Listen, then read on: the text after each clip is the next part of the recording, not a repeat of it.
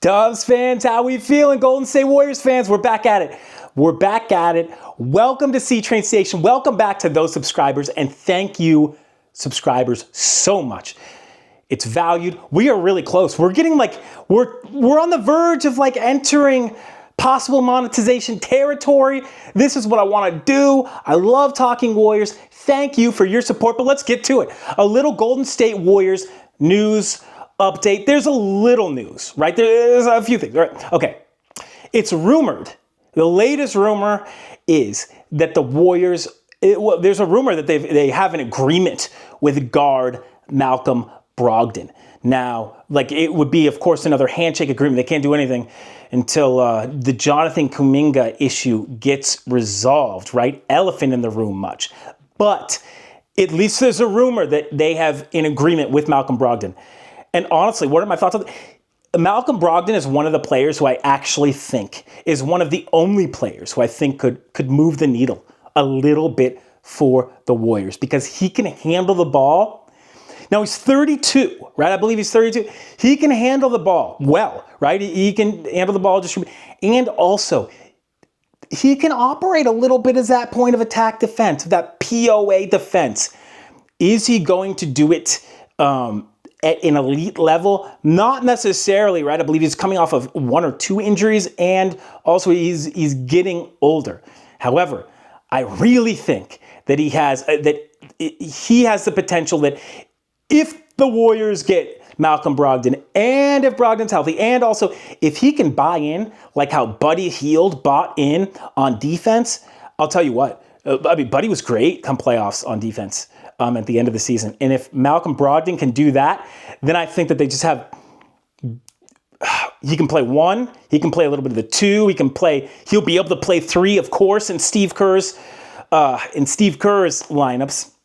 But his ball handling ability and point of attack defense, I think that the ball handling ability will open things up for Brandon Podziemski to be able to make more plays through movement and connectability. Is that a word? Let's say that it is.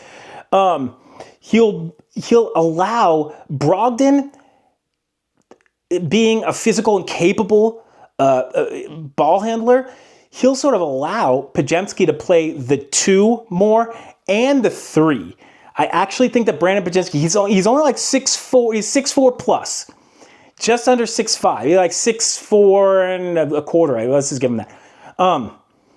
Doesn't have extreme size to play the 3 position, but in Steve Kerr's offense with his rebounding ability, it will allow, because Podziemski's so talented, will allow him to keep that talent out there despite the lack of size. So I really like that. Remember that if the Warriors sign Brogdon, it really opened things up for players like Steph, but also like Brandon Podziemski. He'll be able to connect more.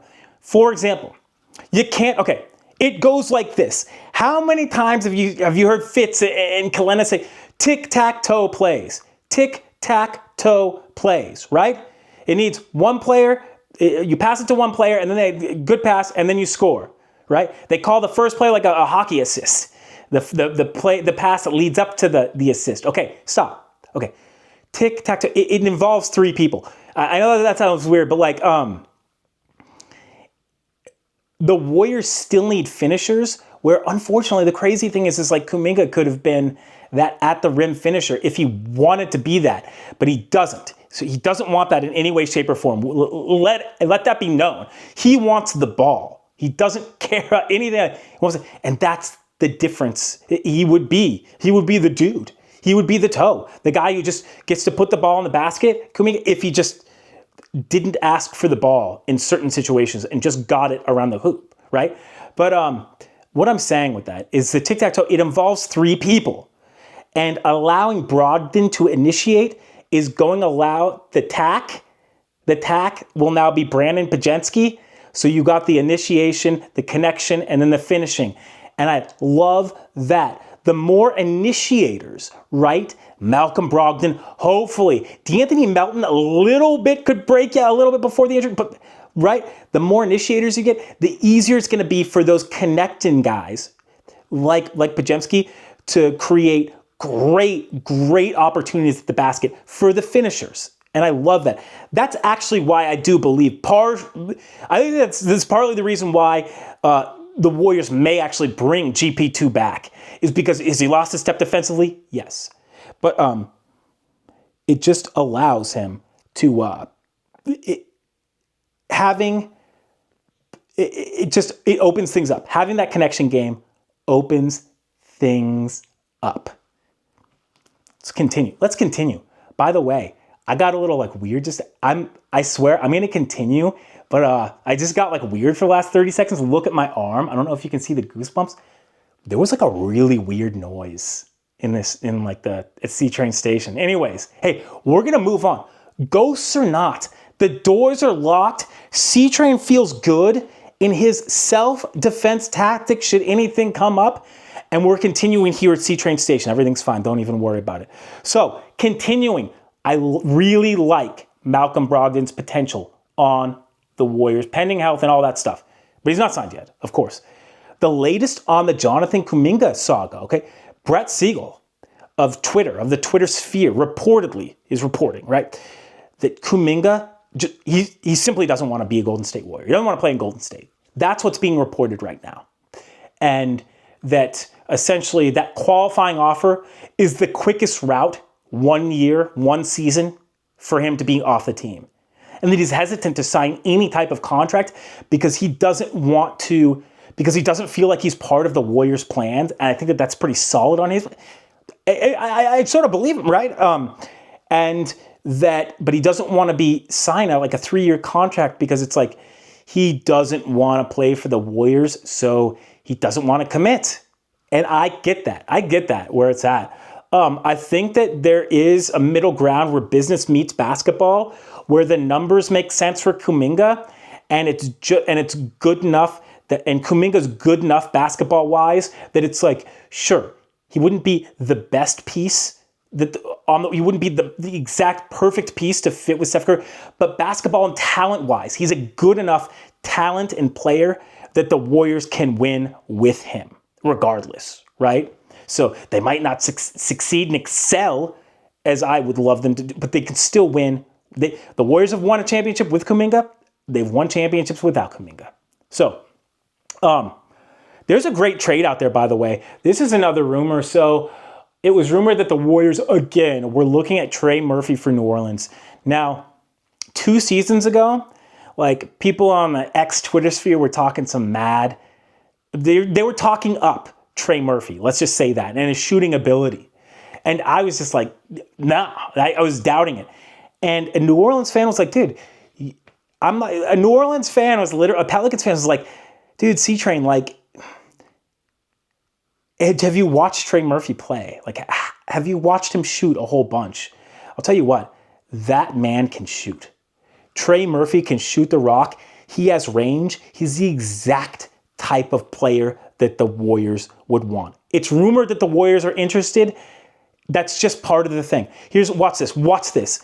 I believe that Joe Lacob in the past has said that he likes to stoke up Warrior rumors because he likes his fan base to feel like they got something to talk about. So I think it's going to go Trey Murphy. Then I think they'll do a LeBron rumor again. Then I think they'll do Giannis. And then they'll come back to one more player. It might be even something as like a Keegan Murray or whatever. Something like that. Seriously, right? But they're going to think it'll be something to that ilk. They already did the Josh Giddey thing, so the Warriors just have this rumor rotation. And Trey Murphy's at the head of it, and I'll tell you what. If the Pelicans were interested in it, Kuminga, or re-sign Kuminga, Moody, and 2 firsts does it for everybody. But the Warriors compete. All things looking up. If you trade a Kuminga for Murphy, essentially a Kuminga and Moody and some draft capital, right? For Trey Murphy, I believe that Steph, Podz, Murphy, Butler, and Draymond can compete for a championship. One more time. Steph, Podz, Trey Murphy, Jimmy Butler, and Draymond can literally be a starting or finishing 5 on a championship team. And that's saying a whole heck of a lot for not only Murphy, but Brandon Podziemski. But honestly, Go watch Trey Murphy shoot yourself. Watch him play defense. See how he spaces the floor, his dynamic technique, his range. In my opinion, Trey Murphy is like maybe a little better fitting Andrew Wiggins. I would say that. Andrew Wiggins with more range that fits better. That's saying so much, y'all. That's saying a lot. I believe he can be had.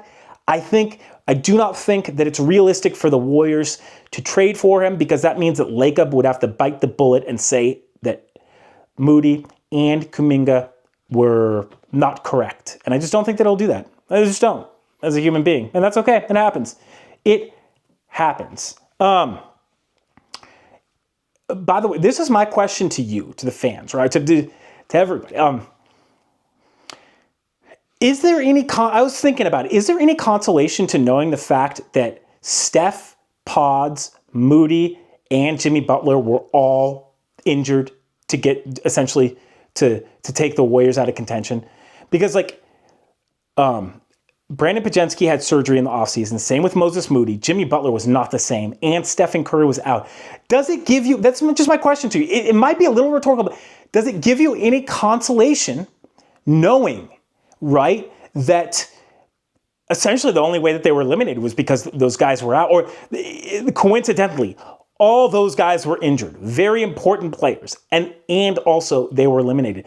It gives me a little bit of reason to hope. However, most seasons, it's always down to injuries, right?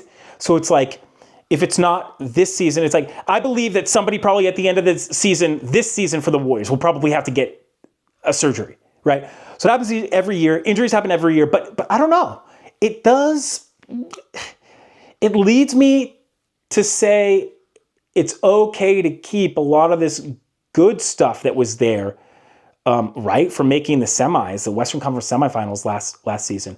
So I think that that's all good. Hey, by the way, I think that that sound was probably just like somebody putting out the trash. I hope there's like nobody all worried or anything like that. There was some weird sound earlier. However,